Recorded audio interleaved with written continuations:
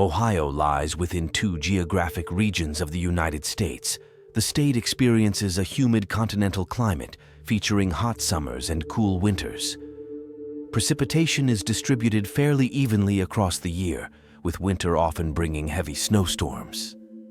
Winter 2018 witnessed notable snowfall and cold temperatures as well. At 8:00 p.m. on January 28, 2018, a car was parked outside an apartment complex.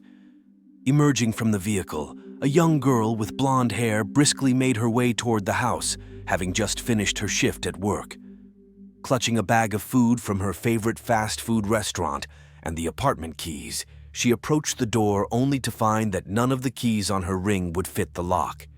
In a sudden recollection, she realized she had given her key to her brother and began searching her purse for a spare.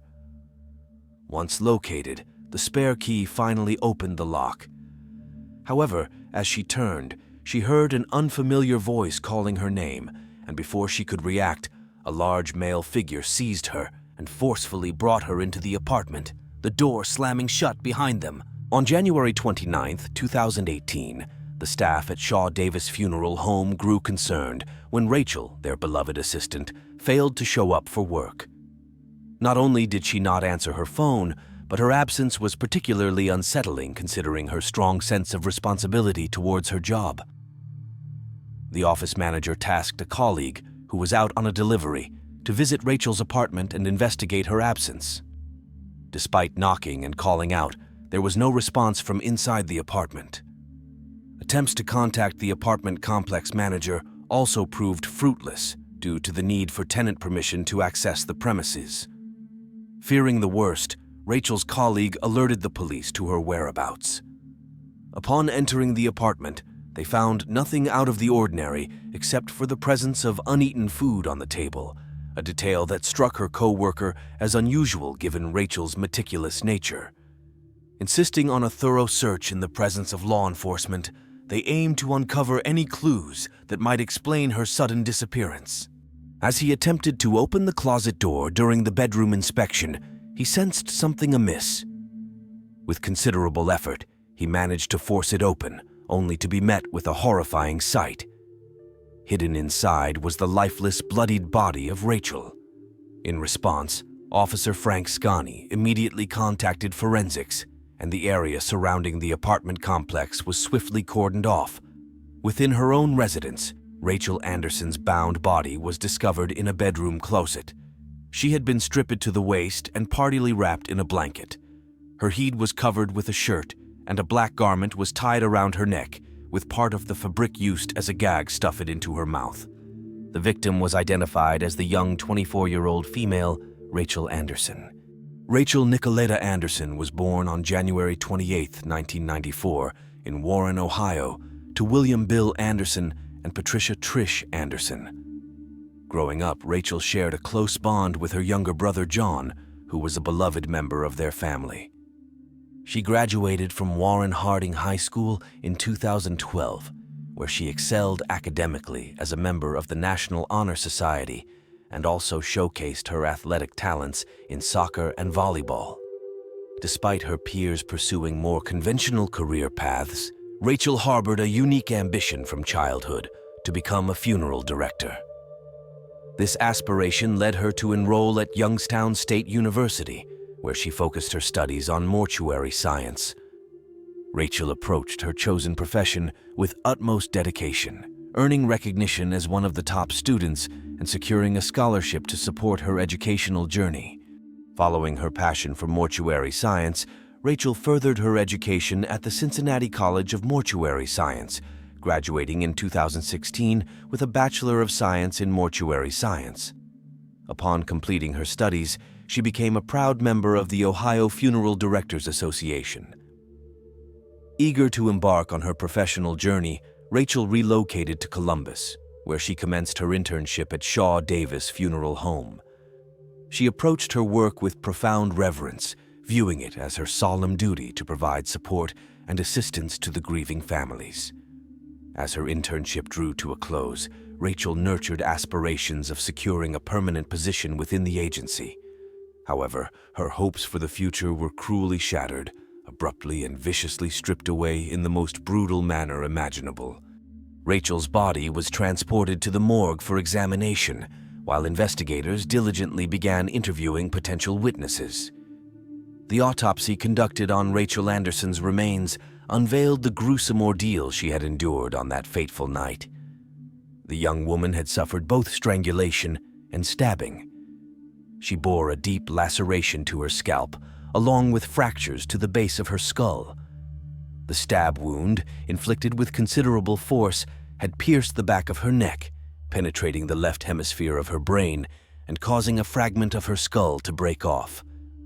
Furthermore, forensic analysis revealed that she had been strangled using an electric blanket cord, resulting in hemorrhaging in her sternoclavicular muscles and eyelids, with her eye blood vessels engorged. Disturbingly, evidence indicated that Rachel had been conscious when her assailant bound her, as evidenced by bruises and red marks on her ankles and wrists. DNA traces recovered from both the rope and Rachel's body provided crucial forensic leads in the ongoing investigation. The coroner who conducted Rachel Anderson's autopsy determined that her cause of death stemmed from a stab wound inflicted to her head and neck, despite initial suspicions leaning towards strangulation. Following interviews with various individuals, including Rachel's colleagues and her ex-boyfriend, who had a verified alibi, the police explored different avenues regarding the attack. Returning to the victim's apartment, detectives scoured the premises in the hopes of uncovering evidence or clues that could shed light on the perpetrator's identity. Their search led to the discovery of Rachel's purse on the living room floor, notably missing her wallet. Additionally, the 9-inch steak knife used in the assault was found by her mother 2 weeks later, concealed in a box within Rachel's apartment. This prompted detectives to entertain the theory of robbery. However, the extreme brutality inflicted upon the victim suggested that the perpetrator was not merely motivated by theft, but rather exhibited characteristics of a calculated and sadistic individual who derived pleasure from asserting dominance over their victim. Investigators explored various motives and remained without suspects for a significant period, keeping the details of Rachel's death confidential to safeguard the integrity of their inquiry. Eventually, DNA samples obtained from multiple sources on Rachel's body and at the crime scene were examined. However, these samples did not yield matches within law enforcement databases. Surveillance footage from street cameras revealed 2 individuals utilizing Rachel's vehicle in the aftermath of her demise. During this time, withdrawals were made from the deceased girl's debit and credit cards. Utilizing location services data, investigators traced a phone number linked to Rachel Anderson's apartment from 7:59 p.m. to 9:25 p.m. on January 28, 2018. Through meticulous analysis of the evidence, the whereabouts of the caller at different intervals became apparent. Subsequently, by tracing the account associated with the identified phone number, investigators were able to pinpoint the suspect. He was identified as 54-year-old Anthony Perron, a repeat offender with a history of violent crimes, including rape, robbery, kidnapping, and attempted murder. Prior to Rachel Anderson's murder, Perron had spent a cumulative 33 years behind bars for his criminal activities. The maniac's upbringing was fraught with hardship. Raised initially by his grandparents, Anthony later moved in with his mother. From a young age, he grappled with social difficulties, leading to diagnoses of conduct disorder and antisocial personality disorder during childhood. In March 1979, at the age of 14, Anthony was temporarily committed to the Ohio Youth Commission. Subsequently, in July of the same year, he was placed under court custody and temporarily entrusted to Franklin County Children's Services. Despite interventions, his behavioral issues persisted, and by December, he was once again adjudged for making threats, prompting his transfer back to the Ohio Youth Commission and placement into foster care. In 1980, Anthony Perron faced charges of abuse, with the victim being the son of his foster parents. At the time of the offense, Perron was 15 years old and was tasked with babysitting while his foster mother went grocery shopping. When questioned by Columbus police, he confessed to the crime, stating that he acted out of frustration following an argument with his girlfriend. On November 13, 1981, Anthony was convicted of the offense as a juvenile. In 1981, at the age of 16, Anthony Perron entered the home of his 39-year-old girlfriend's mother under the pretext of using the telephone. Once inside, he brandished a butcher knife, sexually assaulted her, and stole $100 from her purse. Subsequently, he bound her hands and feet, gagged her, and placed her in the trunk of his car. Perron then drove her to Valleydale, where he untied her feet and threw her into the river behind the Valleydale ballroom. Observing that the victim, who was partially clothed, managed to remain afloat, the perpetrator waded into the creek and attempted to submerge her head underwater. However, the woman's life was spared due to the timely intervention of a passerby, who frightened Anthony away. Subsequently, Perron fled the scene before the authorities arrived, utilizing the stolen money to purchase tennis shoes and jogging attire. In May 1982, at the age of 17, Anthony Perron was convicted of additional offenses in Franklin. He received a prison sentence ranging from 5 to 25 years. During his time behind bars, he engaged in numerous disciplinary infractions, such as possessing a weapon, setting fire to a mattress, and participating in altercations. Ultimately, he served over 24 years in prison for his crimes, being released in November 2006. Upon regaining his freedom, Anthony Perron relocated to Georgia and sought employment using an alias. However, his criminal past caught up with him when he was charged with forgery in 2007. Subsequently, he was convicted in Floyd County and served a 9-year prison sentence. Additionally, he received 20 years of probation and was mandated to wear a GPS tracker on his ankle. Released from prison in 2017, Perron returned to Ohio in June of that year through an interstate agreement between Ohio and Georgia. He was placed under the supervision of the Adult Parole Authority and required to check in with the Sheriff's Department every 90 days. Despite a judge's request for Perron to be provided with a monitoring device by the Ohio Adult Parole Authority, it was not granted due to concerns about the length of supervision and budget constraints. Consequently, a former convict and criminal was once again walking free, posing a potential risk to society due to the negligence of state authorities. On August 21, 2017, Anthony Perron was discovered with a woman of questionable repute in his vehicle. Just 6 days later, he was apprehended for driving without a license. During this encounter, law enforcement officers uncovered a kitchen knife and a shotgun in his possession. However, due to either an improbable stroke of luck or potential oversight by the police, he evaded arrest once again. His reckless behavior persisted, with one incident captured on CCTV footage showing Rachel's car parked outside a store. A man exited the vehicle from the passenger side and entered the store, while the driver remained unseen in the footage, complicating matters further. Following a thorough investigation involving visits to the store and interviews with employees, authorities managed to identify the man as a local transient named Anthony Slits. A few days later, Anthony Slits was brought in for questioning at the police station. During the interrogation, he claimed that he had been approached by an older man while on the street, who proposed a scheme to cash in on stolen credit cards belonging to his ex-girlfriend. Agreeing to the plan, Slits became an accomplice in the Rachel Anderson case. He corroborated Anthony Perron's identity and provided a detailed account of the route they had taken on the evening of January 28, 2018, in an attempt to exploit Rachel's stolen cards. With this new information, the primary focus remained on locating and apprehending Anthony Perron to bring him to justice. On February 9, 2018, after conducting a multi-day stakeout of Anthony Perron's sister's residence, law enforcement successfully apprehended the 54-year-old repeat offender.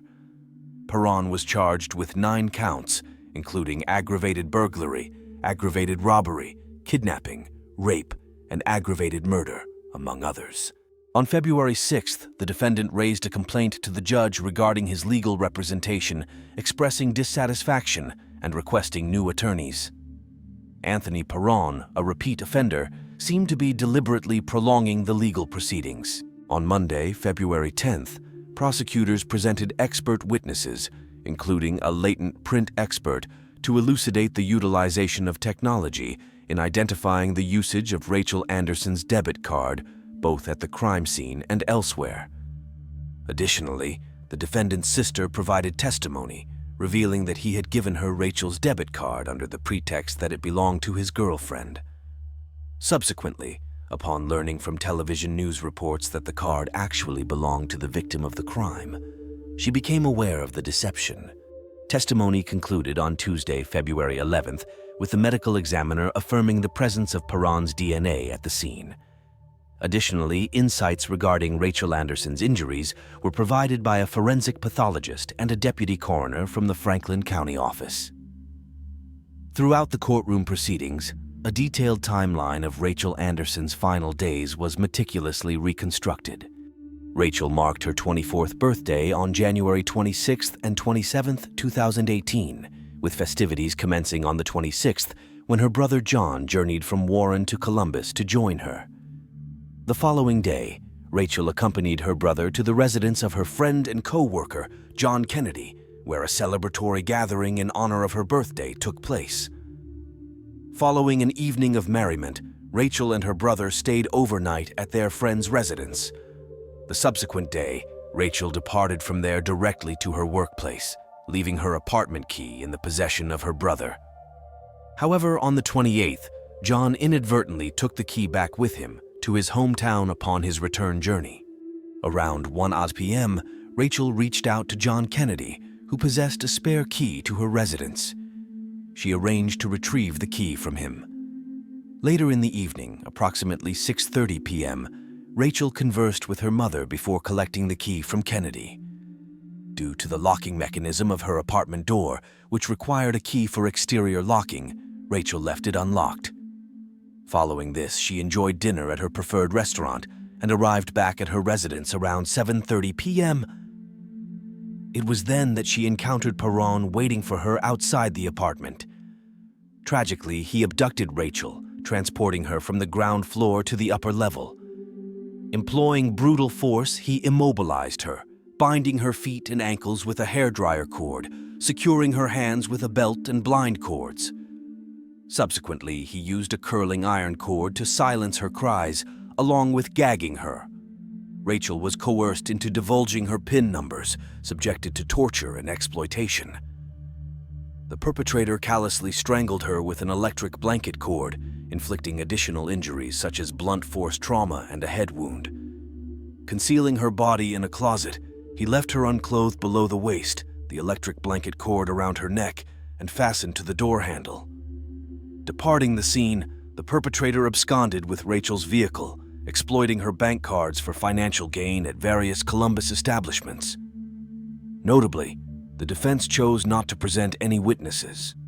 The closing hearing occurred on February 12th, where Assistant Prosecutor Amy Van Keulen delivered the state's opening statement, outlining a detailed timeline of the crime and asserting that Perron brutally murdered Rachel Anderson. Conversely, in the defense's closing statement, defendant's attorney Larry Thomas conceded that Perron utilized the victim's cards but contended that he was not accountable for the crime. Thomas argued that the state's case relied on conjecture and that the DNA and cell phone evidence failed to establish Perron's culpability in the offense. After deliberating for approximately 6 hours over 2 days, the jury, consisting of 4 men and 8 women, rendered a verdict of guilty on all charges. The prosecution pursued the death penalty due to the aggravating circumstances of Rachel Anderson's murder during a burglary, coupled with Perron's previous conviction for a similar attempted homicide of a woman. Opting for the death penalty instead of leniency, prosecutors cited Perron's extensive criminal record. Prosecutor O'Brien remarked, "There are individuals who consistently fail to adhere to the law, and Anthony Pardon is one of them." The sentencing phase of the trial commenced on February 18th, with the defense endeavoring to mitigate aggravating factors by presenting the suspect's challenging upbringing to the court and jury. Despite their efforts, this line of defense proved unsuccessful. Prosecutors contended that the aggravating circumstances far outweighed any mitigating factors, emphasizing that Anthony Pardon demonstrated full awareness of his actions during the assault on Rachel. Testifying in Pardon's defense were his mother, sister, along with a psychologist and his former elementary school teacher. On February 19th, Anthony Pardon delivered an impromptu 13-minute statement to the jury, revealing details of his abusive upbringing. He also candidly shared the challenges he faced upon his release from prison, recounting feelings of hardship and despair. Pardon asserted that he felt abandoned by the system, lamenting the lack of assistance he received. In his concluding remarks, he placed blame on the justice system for shaping his current circumstances. Notably, Pardon did not directly address the crime or offer an apology for his actions. On February 20th, after 3 and 1/2 hours of deliberation, the jury reached an impasse on whether to recommend the death penalty, ultimately suggesting life in prison without parole. Sentencing occurred on March 16, 2020, during which Rachel Anderson's mother wept in court upon hearing the verdict. Meanwhile, the father issued a statement reflecting on his observations throughout the investigation over the preceding years. He expressed astonishment at how a violent criminal and repeat offender could assert demands and exhibit hysteria as if entitled to restitution. The father was taken aback by the defendant's attempts to absolve himself of any responsibility, particularly noting his complaints about the system's failure. However, in his concluding remarks, the father emphasized that while the system may bear some responsibility, it ultimately failed Rachel Anderson in this tragic situation. Judge McIntosh handed down a sentence of life imprisonment without the possibility of parole for Anthony Pardon's conviction of aggravated murder, as well as another life sentence without parole for his violent actions. Additionally, Pardon received an additional 63 years behind bars for charges including aggravated burglary, kidnapping, aggravated robbery, and various other violent offenses. These sentences are to be served consecutively, ensuring Pardon will spend the rest of his life incarcerated. Rachel Anderson celebrated her 24th birthday, a young woman with a promising future ahead of her. Tragically, her life was cut short. As her internship concluded and she stood on the brink of a promising career opportunity, Rachel's untimely passing left her family and friends grappling with profound grief. Interred at Pine View Memorial Park, Rachel's memory is honored annually on January 28th, as loved ones light candles in remembrance of her radiant smile and generous spirit. Rachel was cherished by all who knew her, her compassionate nature evident in her dedication to her career and her joy in dancing and socializing with loved ones. She had a deep love for children and cherished every moment of the life that was unjustly taken from her. Thank you for watching. See you guys soon.